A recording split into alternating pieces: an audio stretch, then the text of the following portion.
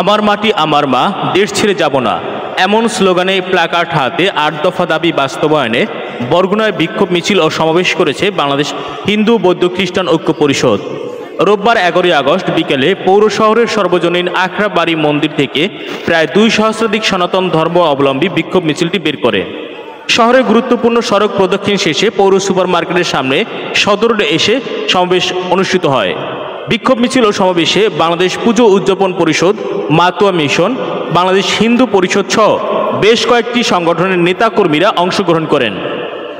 সমাবেশে বক্তারা সংখ্যালঘুদের বাড়িঘর ভাঙচুর, অত্যাচার ও মন্দিরে হামলার প্রতিবাদ সহ তাদের বিভিন্ন দাবি তুলে ধরে তা বাস্তবায়ন না হওয়া পর্যন্ত বিক্ষোভ মিছিল চালিয়ে যাওয়ার ঘোষণা দেন।